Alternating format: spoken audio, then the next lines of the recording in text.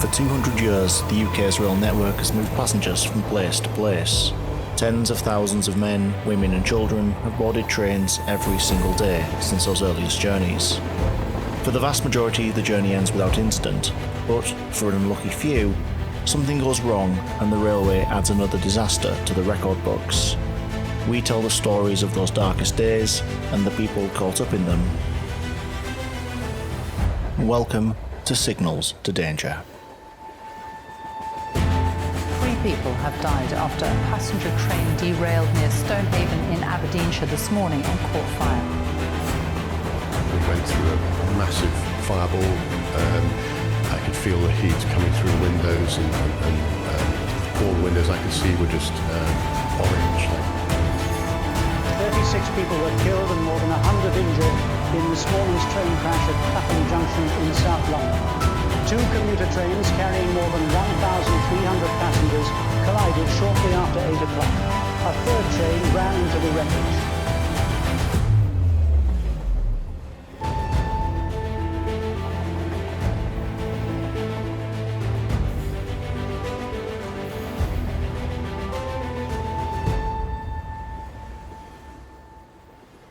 Welcome back to Signals to Danger. I'm Dan, and I'm the producer of the podcast. I'm sure everyone has waited quite long enough for a new episode, so, well, let's get straight into it. The first episode in this new batch of Signals to Danger takes place in a more modern time frame than some of the previous episodes, and that's an intentional decision. While some of the industry's most dramatic accidents have taken place in decades past, it's important for us to take note of the fact that accidents are still taking place. If you've listened to some of the roundup episodes I've produced in the past, then this is something you'll be well aware of. A vast number of near misses and lower scale accidents are still happening year in, year out on the railway network. Looking at 2024, for an example, the RAIB, the Rail Accident Investigation Branch, received 431 notifications from operators of reportable incidents. 56 of these saw preliminary investigations, 11 became full investigations leading to a report, 12 led to the less serious but equally important safety digests, and 8 industry reviews. As you can see from these stats, the branch is as busy as ever because things are still going on. The fact of the matter is that since 2020 there have been plenty of minor incidents and some unfortunate people versus train events which have led to the death of railway staff out there on the coalface. But major accidents involving trains are thankfully still very rare, certainly nowhere near as frequent as the days of the Big Four or the British Rail era that followed it. That's not to say, however, that it doesn't happen. Since January of 2020 there have been 5 major incidents involving trains and 4 of them were passenger trains. Carmont in Aberdeenshire was the first time that passengers had lost their lives since Greyrig. Llangennech saw a freight train loaded with diesel derail and burn in North Wales. And in Kirby, Merseyside, we saw what can happen when a driver is distracted, as he paid more attention to his mobile telephone than the buffers he was approaching, colliding with them at 29 miles an hour, injuring 12 people. While these 3 incidents only involved one train, the last 2 incidents from the 2020s are more serious. While any railway accident is inevitably serious, there is a guaranteed way to make it more so, and that is to add a second train into the mix. Last October, we saw one such incident when 2 Transport for Wales trains collided head-on on a single track line through picturesque countryside, close to the village of Tallathig, and I have written that down phonetically because there are 2 Ds in there that really will catch you out if you don't do your research, and I've probably still butchered it.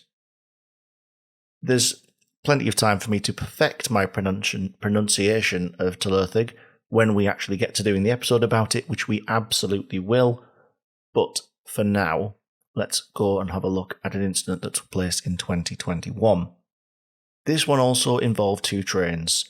Dramatic photos of one jammed up against another half inside a tunnel, brutal flash photography making everything look stark and cold. That is the way that the world found out that another train crash had taken place. It is this accident, the collision between 2 trains at Salisbury Tunnel Junction in October of 2021, that we'll be discussing today. As far as locations go, Salisbury Tunnel Junction is fairly descriptive, and this is pretty helpful to people like myself when we research, and I'm not having to trawl through various different sources, track atlases, maps, to try and pin down a random point on a fairly straight bit of railway. Not looking on Google Maps to find an access point, or trying to find a signal, or some involved point work to nail down where this accident took place. This is very much a Ronseal name. For those of you who get that reference. For the rest of you, it does what it says on the tin. Salisbury Tunnel Junction is first and foremost located on the outskirts of the city of Salisbury in Wiltshire, England. A relatively small city compared to some of the others in the country, but one steeped in history nonetheless, featuring an impressive cathedral with the highest spire in England at just over 400 feet. Our focus, however, will not be on the fact that there is an impressive church. As ever, our focus will of course revolve around the railways. And railways, to be fair, is an area that Salisbury doesn't do too badly on, with the city forming the crossover between two lines. The railway station, Salisbury Railway Station, is served by both the West of England Main Line between Waterloo and Exeter and the Wessex Main Line between Bristol and Southampton. This means that while the railway generally runs east to west through the city, at each side of the city they split and join into the two various directions of the two routes. Funnily enough, this brings us back to another part of why the name Salisbury Tunnel Junction is descriptive, as the place two railways join is known as a junction, and inevitably Salisbury Tunnel Junction is just that. To the east of the city, the lines from London and Southampton converge in a triangle of railway lines, which actually means that we have 3 junctions in a very small place. The West of England heads in from the northeast and curves right to the west, with a train heading into the city of Salisbury first travelling through Laverstock North Junction, then into Salisbury Tunnel Junction from the north, forming two points of the triangle. Trains from Southampton travel north on the Wessex line, which at this point is technically called the Redbridge to Tunnel Junction line, and then takes a sharp left at Laverstock South Junction, and then through Salisbury Tunnel Junction from the south. Both of those lines then travel through Salisbury together under the moniker of the West of England line. With this triangle arrangement, it is also possible for trains to travel on a short single track between Laverstock North and South Junctions if this is required, which is what I mean when we say we've got 3 points to the triangle. Technically, each of those points is a separate junction. The one to the west, leading into Salisbury, is Salisbury Tunnel Junction.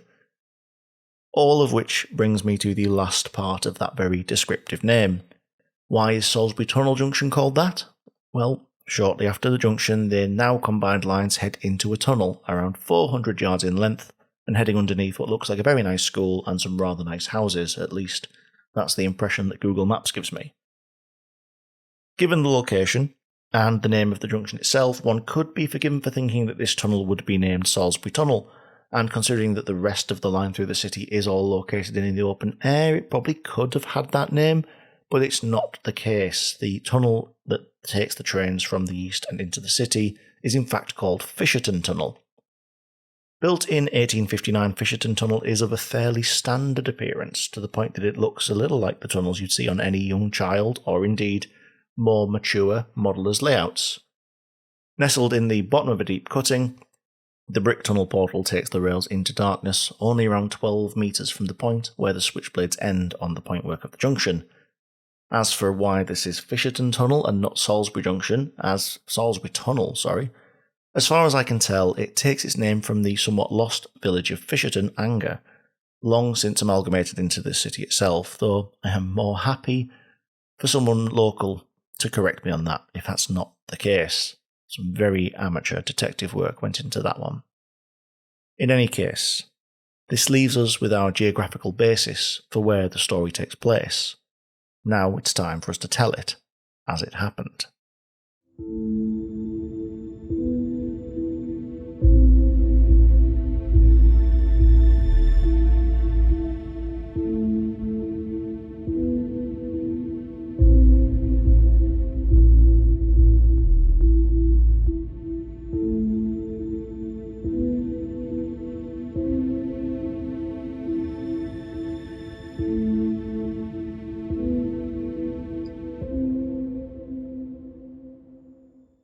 This story, as you might have gathered, features not one, but two trains, both remarkably similar to each other, despite the fact they were operated by different train operating companies, or TOCs, and were both different unit classes, but we'll get to that shortly. The first train involved was 1 Foxtrot 30, the 1708 GWR, or Great Western Railways, service from Portsmouth Harbour to Bristol Temple Meads. This was a 4-car service comprised of two 2-car multiple units coupled together. These were both 158s, 158762 and 158763, for those of you who like your full numbers. The 158 is a pretty classic unit at this point. Pretty much everyone will have seen one, and most people will probably have had a ride on them at some point. Disclaimer to add at this point, I am probably at some point in this episode, if I'm being completely honest, going to accidentally refer to the 158s as 185s. In course, this is an entirely different unit, albeit one that I have far more of a professional connection to in my day-to-day life and work life. But I am absolutely referring to 158s throughout the whole podcast, despite what I say.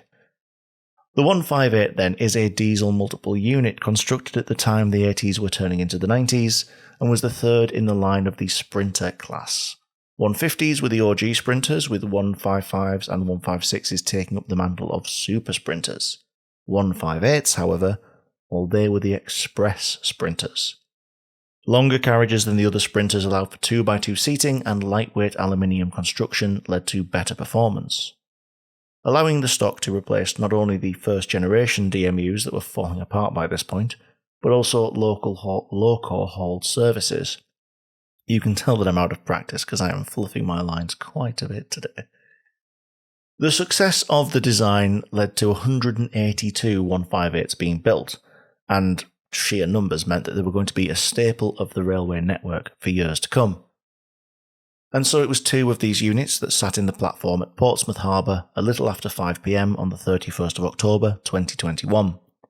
The 2 units formed 1 Foxtrot 30, and at the controls, a driver who was employed by the TOC operating the service, Great Western Railway. This train departed without any real incident, and then continued onwards towards the north and Salisbury, where it was expected a little over an hour and a half later. Not a bad speed for the 45-mile journey, considering the stops that were going to be taken along the way through Southampton and a number of other stations en route. But we know that this is not the only train of concern in this episode, so next we'll take a hop over to London's Waterloo terminus to take a look at 1 Lima 53. Now, this train was composed of 3 vehicles, and it was a 3-coach Class 159 unit, 159102. Unusual that it was a 3-coach service on this day, because it was normally a 9-car train, 3 of those units coupled together, but there'd been a bit of disruption, so on this day the service was operated with only that one single 3-car. I did mention earlier just that similarity between the trains involved, and while they are different classes, 158s and 159s share a great deal of heritage, because the 159s are actually an adaptation of the 158. BR's regional railways had actually over-ordered on that stock on the 158s, and the surplus ones were taken on by Network South East, and they rebuilt them, adding first-class accommodation, tanked toilets, a little bit more upmarket, which meant that 22 159s, when they were reclassified, ended up rolling down the railways in the south. In the mid-2000s, another 8 of them were converted from 158s that had been displaced from Trans-Pennine Express services across the north of England, following that operator's delivery of the Class 185 Pennine units. That is the one time in this entire episode I actually meant to say 185. In short, this means that while the units involved were of 2 distinctly different classes, they were incredibly similar. Both of them were constructed by welding aluminium extrusions together to form the body shells, and the carriages which formed 1 Lima 53 and 1 Foxtrot 30 were all built between 1989 and 1992 by BR Engineering Limited in Derby. They shared a braking system, decelerating the train by supplying air to brake cylinders mounted on the bogies, and brake cylinders apply friction pads to discs mounted on the wheel sets. All 3 of the units involved in this one also had wheel slip protection systems, similar to your anti-lock brakes in a car, but we might circle back round to this point later on. In any case, at 17:20, 1 Lima 53 was due to depart from the capital, heading to the market town of Honiton in East Devon. At the controls, a driver who had started their work on the railway many years earlier. They started their career as a fireman under the banner of British Railways in 1962, serving on steam locos, and then as a driver's assistant, before then becoming a driver themselves in 1982. An experienced individual who had recently started working part-time and had been based in Salisbury their entire career. Which leaves us where we are now. 2 trains on their way, both headed generally west and on a route and timings that would see them converge in the area of Salisbury. As it happens, 1 Lima 53 operated by SWR or South Western Railway actually departed Paddington 1 minute late at 17:21, and as they departed, the driver performed a running brake test. This is a really simple test, which the rulebook states that a driver must undertake when they reach a high enough speed that they can be sure that A, the brake is working correctly, and B, that it is reducing the speed of the train.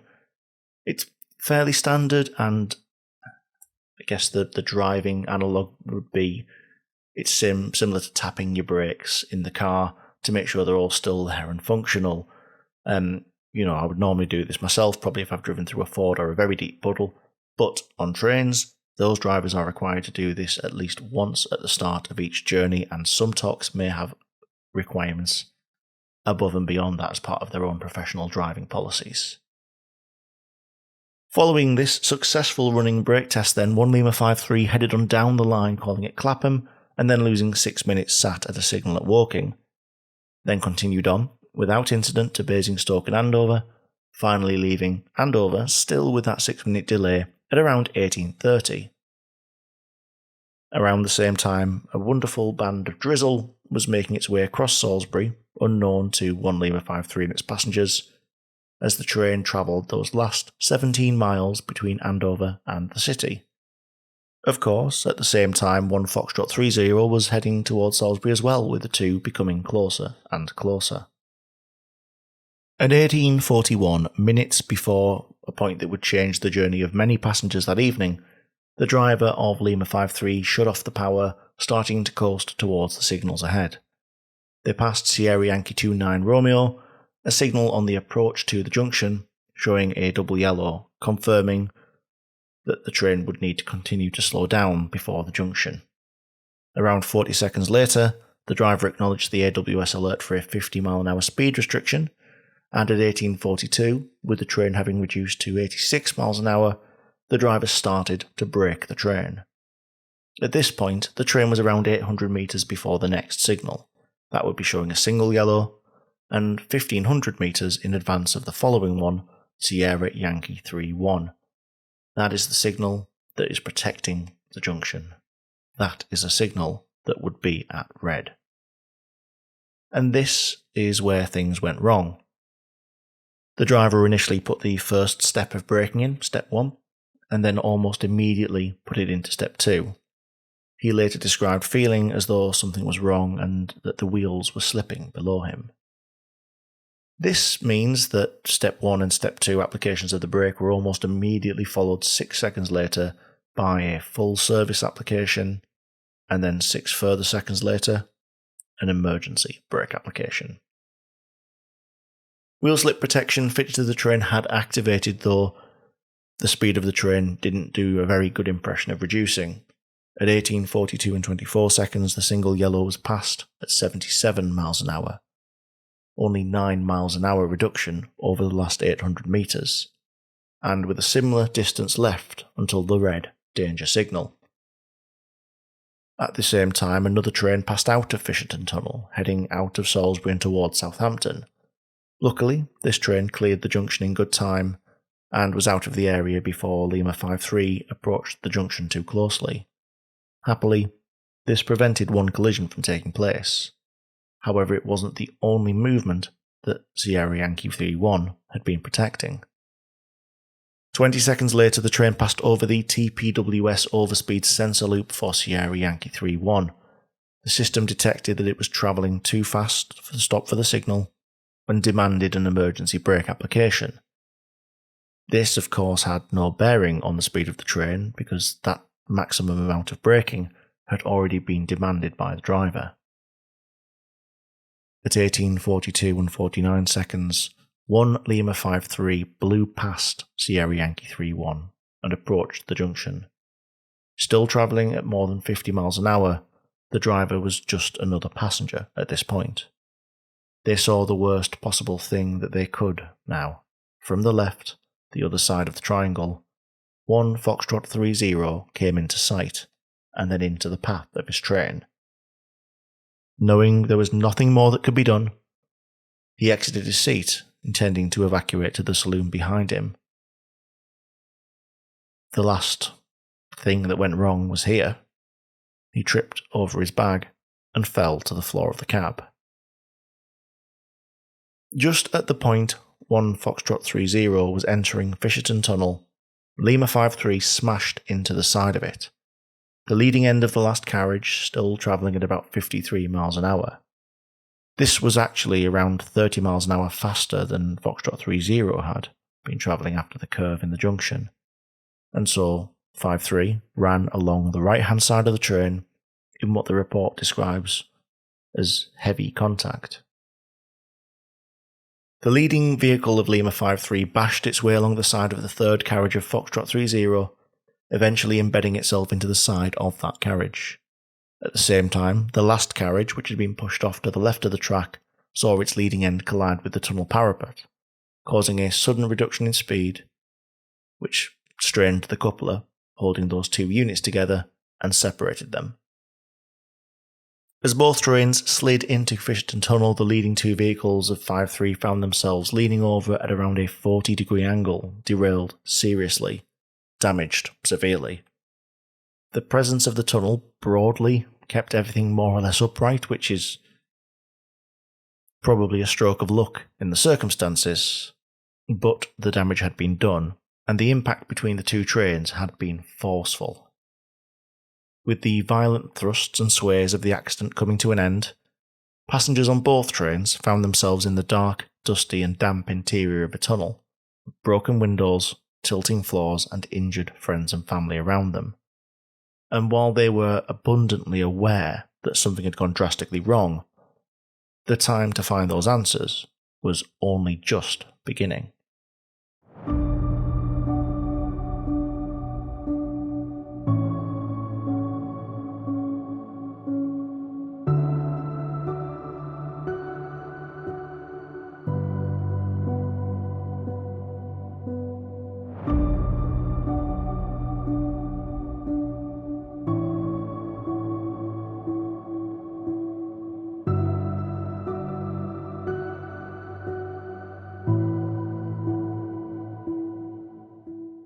Before work to investigate the matter could begin, there was much to do at the scene.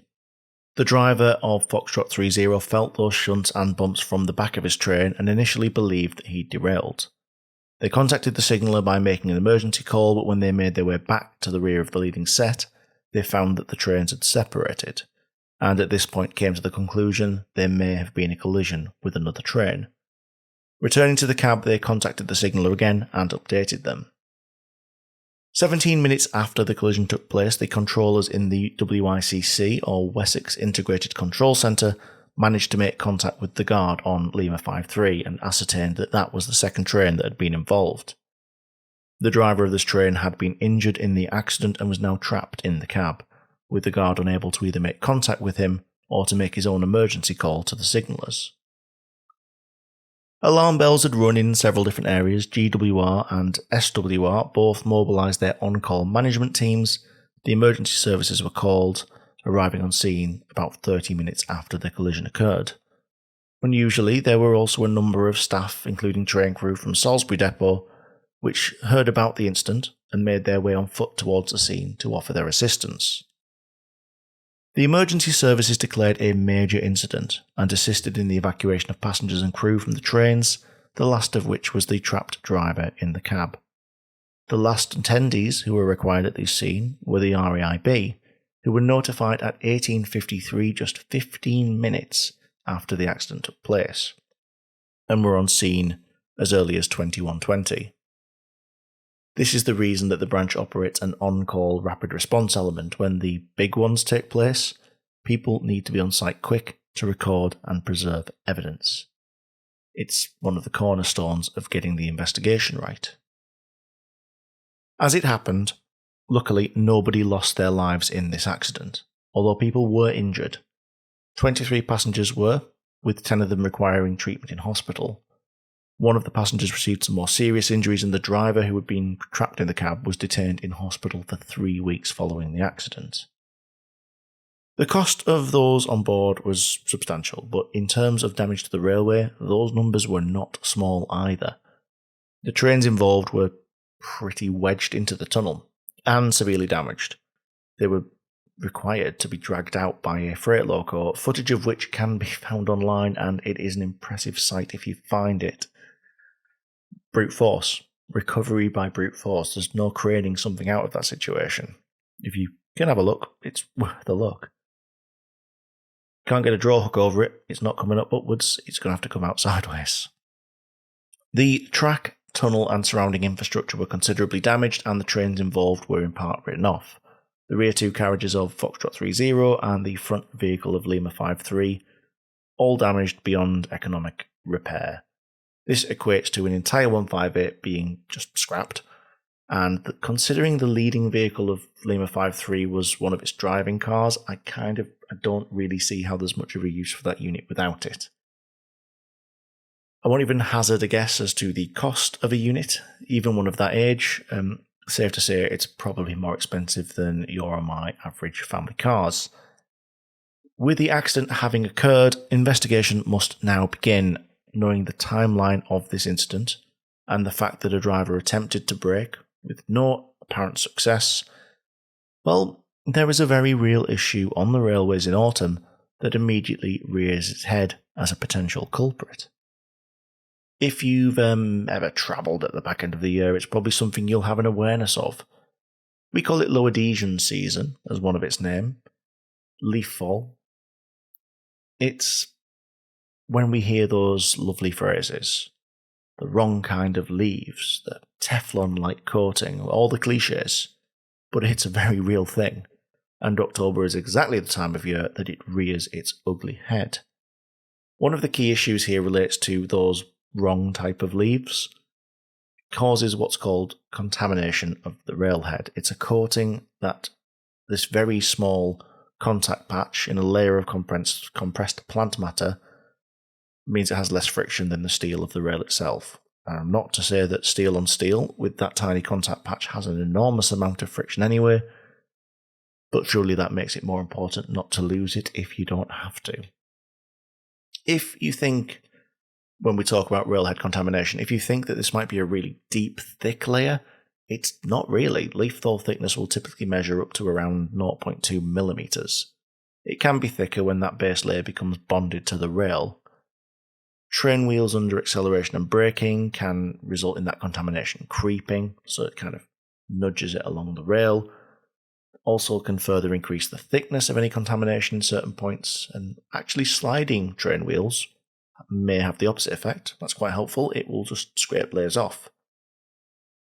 Leaf fall really is a big problem for the industry, and it's one of the reasons that personally I am something of an advocate for the removal of line-side vegetation.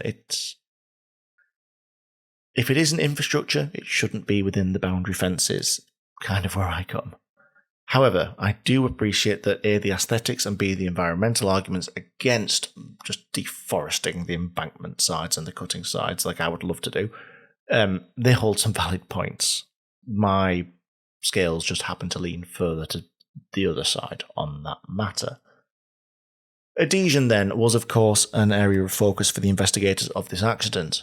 It would be difficult to disregard it.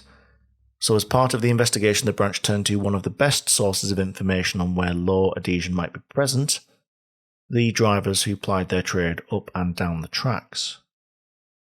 At 8:44 in the morning of the accident, one such report had been made. A different train, heading through the area much earlier, had actually struck a fallen tree in an area close to a bridge called Broken Cross Bridge. This caused some minor damage to the cab. Not a great incident in and of itself, but the key here is that the fact the driver stated that the train's braking was affected by slipping before colliding with the tree. But to be fair, that conversation didn't really identify railhead contamination as a factor. However, this was something of a day for weather-related issues. The fallen tree was only one of 15 weather-related incidents that had taken place on the Wessex route on that 31st of October. We've spoken in the past where we say that perishable evidence, as close to the time of the incident as possible, is fundamentally crucial. And like I said, it's one of the reasons that the RAIB has go teams ready to make their way to site from minute one of an incident.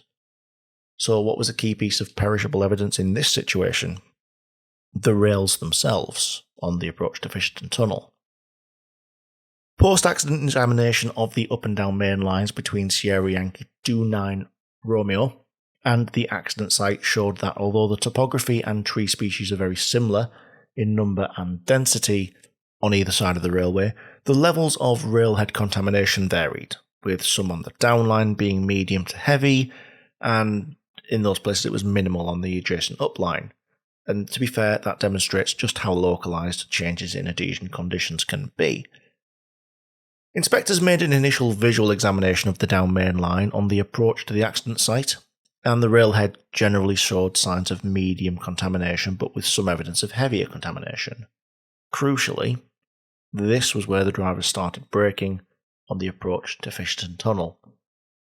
These conditions would have been likely to have resulted in low to very low adhesion, exactly at a point where the train needed to have a little more grip.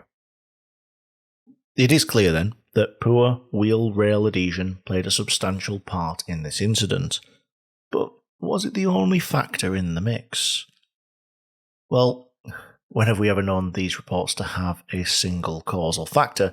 It would be entirely accurate, potentially, to blame the whole incident on slippery rails, but this was only one part of the whole jigsaw. It's essential for us, reviewing this, just like the RAIB did, to consider all of the factors that were at play.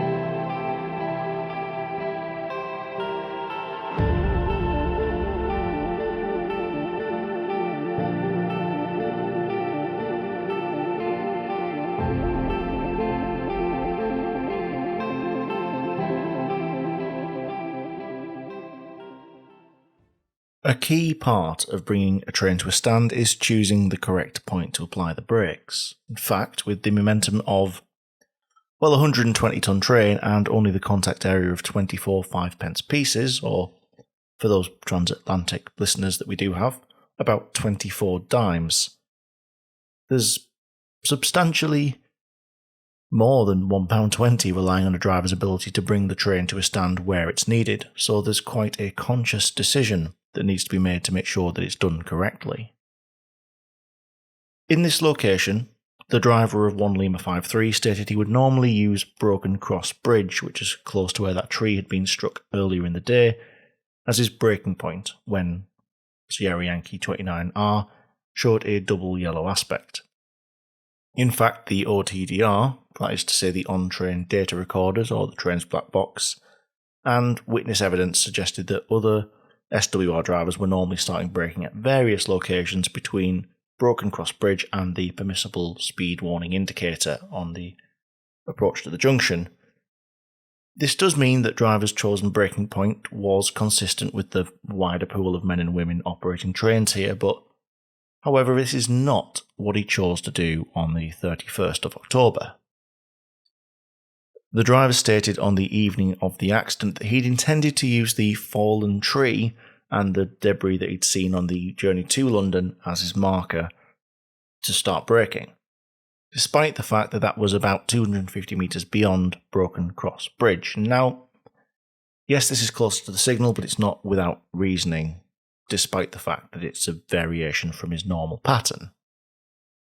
The driver of the train believed that the leaves and debris from the tree itself even, would create a risk of low adhesion and would risk the train's wheel sliding. Now, wheel slide is undesirable even at the best of times because it can cause flat spots on the wheels, which can cause damage and can take a train out of service. The driver also said that he was aware that the formation of the train was shorter than normal and he thought this might affect the train's braking capabilities, but he did think that there was sufficient braking distance beyond the tree debris up to the point where he actually braked to stop before passing Sierra Yankee 3-1. And I say where he actually braked because even though he intended to brake at the point where he passed the fallen tree, the OTDR shows that he actually applied the brakes about 750 metres beyond the fallen tree and 1,000 metres beyond Broken Cross Bridge at 86 miles an hour. The branch did some analysis of Class 159 brake testing data that shows that from this speed and normal adhesion conditions, the train would have stopped in a distance of about 600 to 700 metres in Step 3 braking. This means that the train would have stopped before it passed Sierra Yankee 3-1 if the brake application had been made at either the location of the fallen tree, 2,300 metres away, or at the actual braking point, which was 1,560 metres away. But these were not the conditions in play at the time. Analysis showed that given the adhesion conditions that were present, the accident probably would have been avoided if the brakes had been applied at Broken Cross Bridge, and it's possible that the train would not have passed Sierra Yankee 3-1 at danger.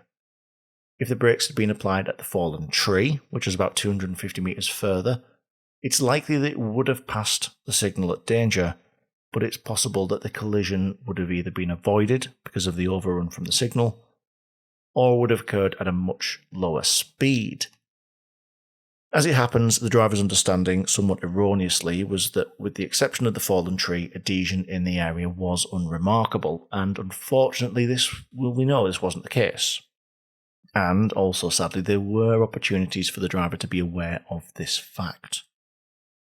Weather reports had been posted at the depot when he booked on, however he didn't feel as though he had the opportunity to check these in the time allowed, and he also found them quite challenging to interpret. Earlier in the day, another driver had also warned him of the poor conditions of the railhead approaching Salisbury, but apparently this, however, also seems to have been something of an unfortunately missed opportunity. The report, however, doesn't just talk about missed opportunities by the driver. With railhead contamination such a well-known issue, outside the industry as well as just within it, surely we don't just rely on time and the wheels of trains to scrape it all off when it does occur. No, of course we don't. It is the responsibility of the infrastructure operator, and that would be Network Rail for pretty much all of the UK rail network, barring some very specific locations where it's not. It's their responsibility to manage railhead conditions during leaf fall season. So how, I hear the uninitiated among us shout, does Network Rail do this? There are two main ways of preventing railhead contamination. One is proactive and one is reactive. And I've already alluded to the proactive measure earlier in the episode, so we'll cover that one off first. Vegetation management. Yet again, a really descriptive term. There's a few of them in this episode. I like it, it's good. You can proactively manage the risk of leaf fall contaminating the tracks if you prevent leaves from being in a location where they can fall onto the tracks. This vegetation management is undertaken by a section of Network Rail known as the off-track section. Descriptive. They're responsible for the things off the track. The work is carried out in accordance with the requirements of a standard, and you probably remember that I love to provide the reference numbers for standards. This particular catchily titled one is NR/L2/OTK/5201, also known as Lineside Vegetation Management Manual. This standard in particular covers all elements of vegetation inspection, assessment and management of the risks associated with trees falling on or near the railway, ensuring necessary sightlines to signals, autumn leaf fall risk, and preserving biodiversity. Quite a broad spectrum of things to cover, but we are chiefly concerned with the autumn management aspect of the standard. The manual requires that a leaf fall inspection be undertaken on foot every 60 months, which might sound very spaced out, but it's not that bad really. Considering the generally known growth rates of trees, it's probably quite reasonable to do a 60-month inspection and recognise what is going to be a problem, what is becoming a problem. The person undertaking this is required to complete a form which scores each eighth of a mile, or 10 chains, using criteria using tree density, tree size, distance from the track, the presence of other vegetation, and the topography of the land, what's it sloped like, etc., etc. The output of this assessment is a numerical score from 0 to 32, and a score of over 26 is indicative of another acronym, a HRLA, or High Risk Low Adhesion Area. Although Network Rail couldn't provide copies of the completed leaf fall inspection forms, the RAIB was able to view the leaf fall inspection scores that had been supplied to the season's delivery specialist. Now that is the person responsible for working out the plan of action for the route. Rather than having two individual 1/8 mile sections close together, an entire length of track in 2018, about a mile in total, was designated as a single HRLA site. It encompassed the down main line, starting at Broken Cross Bridge, and terminated about 940 metres in advance of Sierra Yankee 29. Despite this fact, the RIB found that these scores they'd found were not actually ever entered into Ellipse, which is a software system which helps to plan required maintenance that Network Rail uses. In addition, this site that had been designated a HRLA was never added into a table of HRLAs, and no vegetation plan or mitigation was actioned for it. 2019 and 2020 both saw the site again classified as an HRLA, although in 2020 it actually made its way into the table of HRLA sites. Despite this, no vegetation plan or mitigation was actioned by Network Rail, and the site was not included in SWR's 2020 autumn briefing. Although a later assessment reclassified the area as being of a lower risk and therefore not an HRLA area, no action to manage the vegetation had actually been taken between 2018 and 2021. Video footage shows that the vegetation continued to grow on the main lines approaching the junction between 19 and 21. A comparison between those 2021 scores and those from earlier inspections, well, in the words of the RAIB, this brings into question the robustness of the process. And I love a robust process. I think anyone who spends any time investigating, looking into, reviewing or researching rail safety, well, we all love a robust process, but they're only as good as how well they're followed. This comment by the RIB was supported somewhat by the fact that investigators found the medium to heavy contamination following the incident.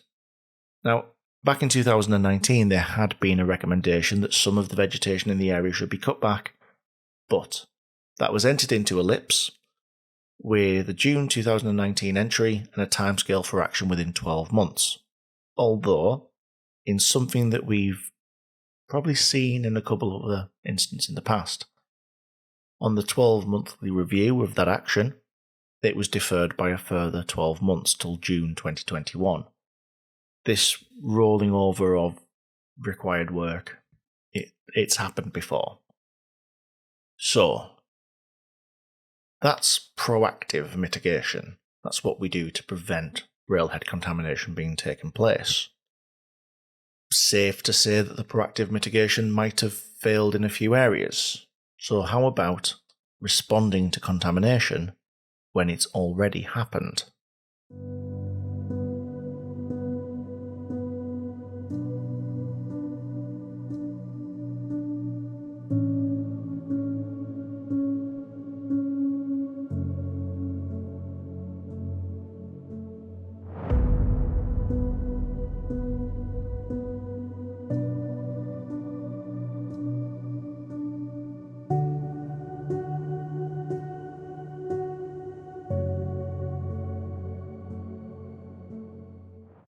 There is a way of tackling railhead contamination after the point where it started to build up on the railhead. It's not just oh, there it is, let's leave it. No, there is a solution.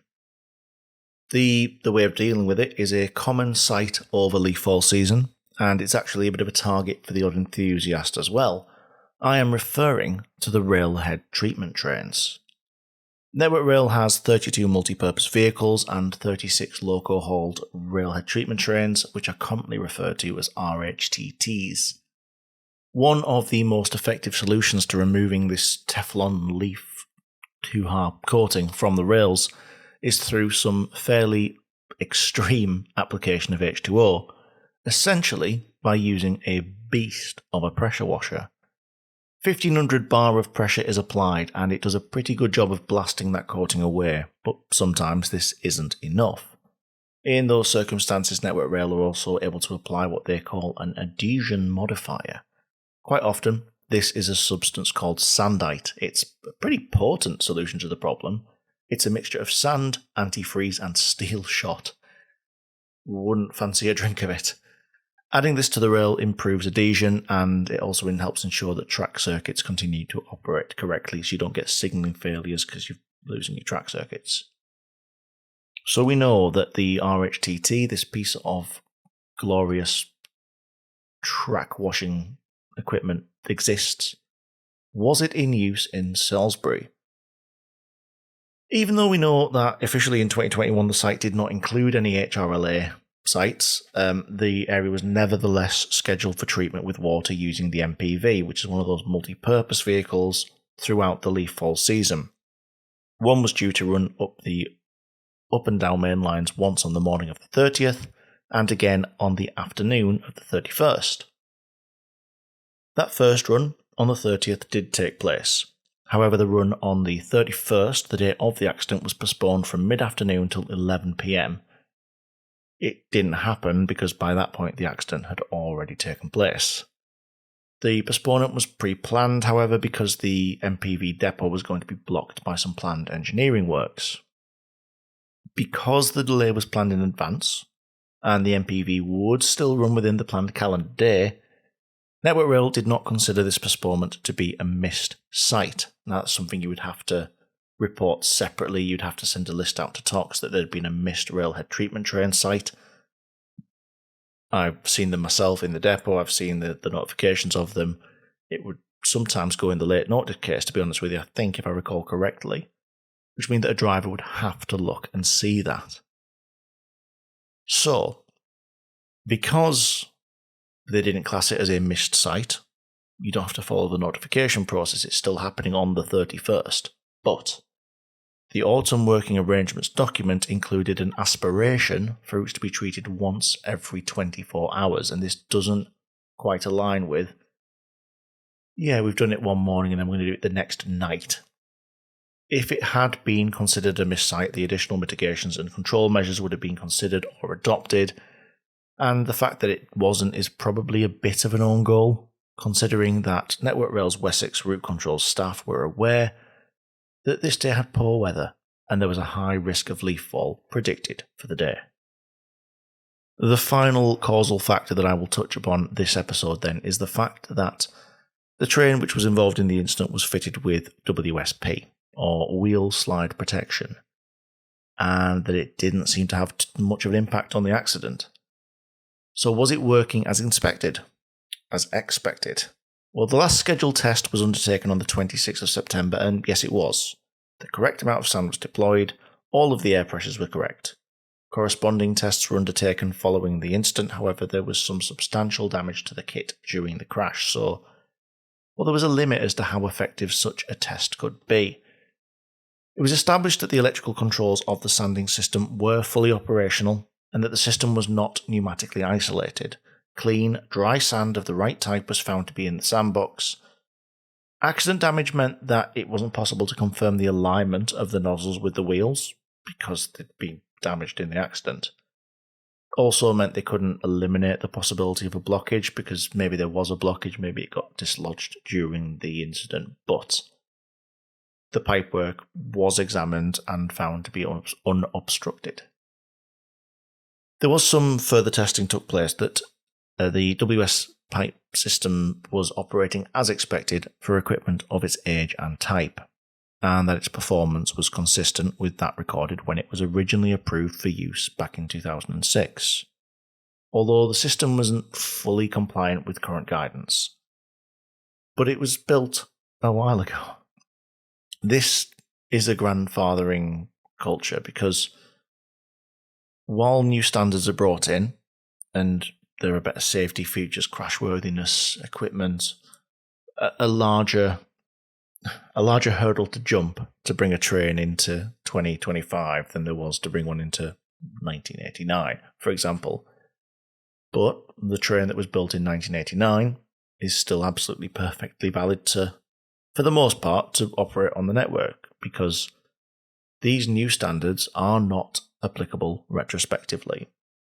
And it would be challenging to make them applicable retrospectively. You'd have to do an awful lot of retrofitting, and you'd probably have to discount some units altogether because it just wouldn't be possible to retrofit a new, if it was a crashworthiness standard that involved certain structural changes to the cab, for example. You couldn't necessarily, without incurring a great deal of cost and probably ruining some aesthetics along the line, retrofit that unit to meet a current standard.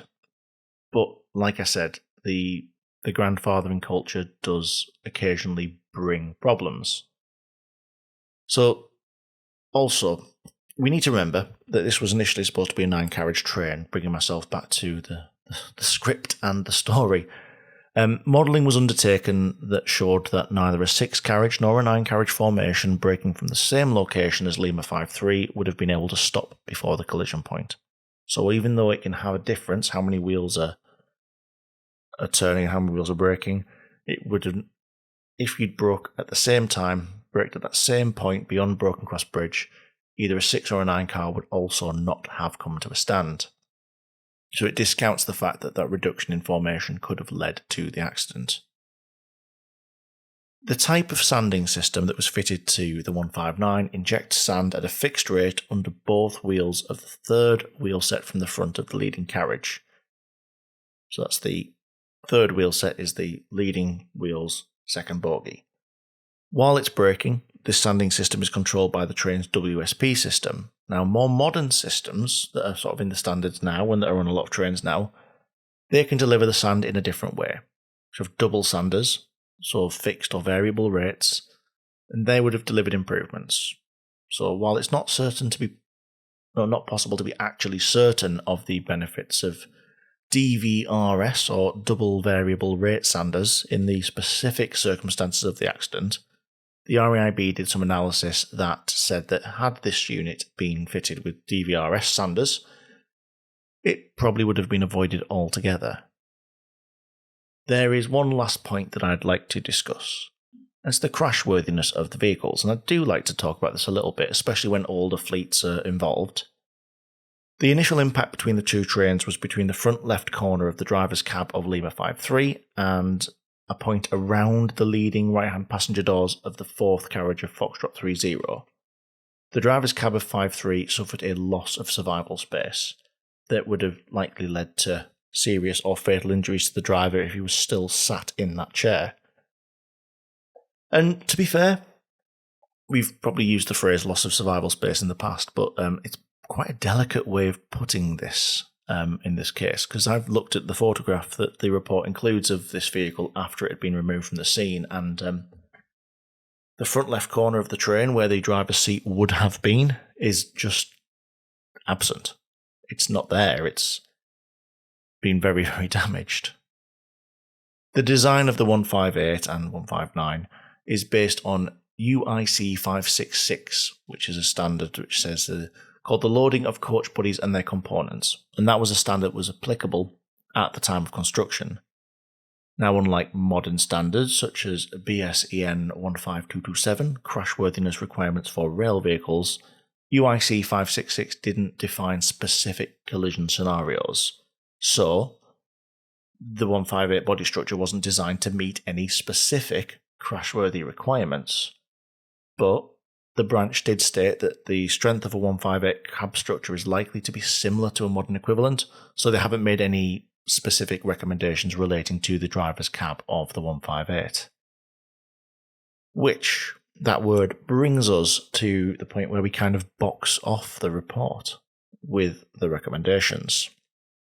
Firstly, to Network Rail that they should consider the findings from this report to inform a review of the processes, standards and guidance documents and supporting management arrangements relating to the management of leaf fall low adhesion risk. The review should include, where appropriate, creating new documents, revising existing documents, making sure Network Rail staff have an appropriate understanding of the risks when creating autumn working arrangements, and it should also identify necessary resource and competence required for their effective implementation. This is to make sure that Network Rail has autumnal arrangements which more effectively manage the risks of the season. Network Rail also copped for the second recommendation, namely that they should, building on the work that has already started, develop an appropriate competency framework for their season's delivery specialist to make sure they're effective in what they're doing. In fact, Network Rail takes actions 1 through 7 here. 3 being to produce a time-bound program to train and assess maintenance staff in the requirements of the standards. 4 to work in cooperation with train operators to undertake real-time data research into wheel rail adhesion conditions. Recommendation 5 is to undertake research in the factors that affect contamination buildup and the link to adhesion changes. 6 that they should review the signalling risk assessment handbook to more consider the impact of any high risk low adhesion sites. In fact, that one also goes on to say that Network Rail should also consider if the reassessment of signal overrun risk is required when a new high risk of low adhesion site is identified. 7. Network Rail's final recommendation, to be fact, is linked into the train protection and warning system and some retrospective application of changes to existing signals, which is an area of the report I didn't particularly cover. There's already a lot in this episode. And again, I always caveat these episodes with these reports are 100 and something pages long generally. I'm not going to squeeze all of that into an hour of a podcast. Certainly if I did, I wouldn't do it justice. I don't think any of you actually want to sit there and listen to me just read you the report. So do go have a look at the RAIB's website and have a read of this if you want the full detail. Recommendation 8 then went on to South Western Railway that they should review their arrangements for training and briefing drivers to make sure they can effectively identify areas of low adhesion. And the final one, the 9th recommendation, not the final one, my apologies, the 9th recommendation was to RDG, the Rail Delivery Group, to work with TOCs and the RSSB, creating a framework and mechanism for the assessment of future technologies to enable trains to better cope with low adhesion when braking. Finally then, the actual final one this time, recommendation 10, that went to the owners of Class 158s and 159s, that'd be the Roscoes, the rolling stock leasing companies. Porterbrook, Angel Trains and Eversholt Rail. They should work in conjunction with the operators of trains to review the design of internal sliding doors, because it was found in the incident that some of them had kind of jammed shut, and that made evacuation difficult. Another factor that you can read more about if you go and read the full report. A raft of recommendations then, building on work that had already happened prior to the report being issued, and it was a lengthy list that brings us to the end of this, the first in a new batch of signals to danger. Salisbury Tunnel Junction is a sterling example of how sometimes the thing that goes wrong can be something so common, by which I mean it's not an example of an unusual mechanical malfunction, it's not a freak accident. Every day, you expect, and I expect, the same input to have a similar response.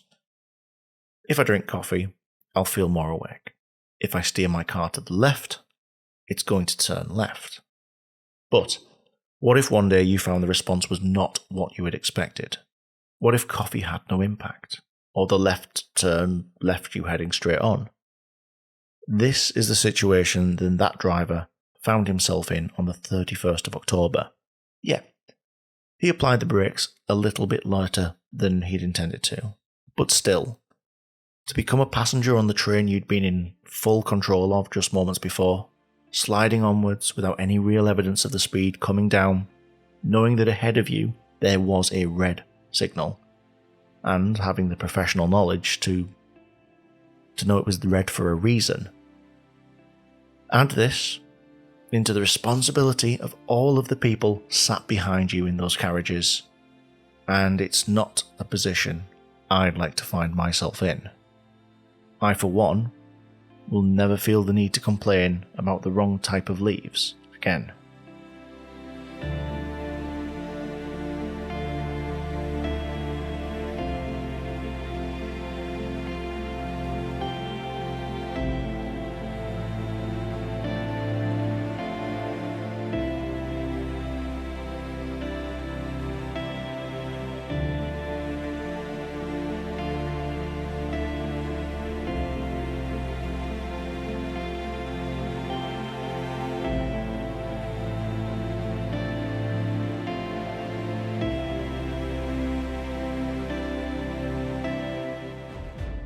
Thank you for listening to Signals to Danger. For those listeners, new and returning, all of you are thoroughly appreciated. Genuinely. A final thank you to those who support the podcast on Patreon, and those who've offered support in other ways. Check the description for the credits of the music we've used this episode, and check the website for some more stuff. I have been Dan Fox. This has been Signals to Danger. And until we speak again, travel safe.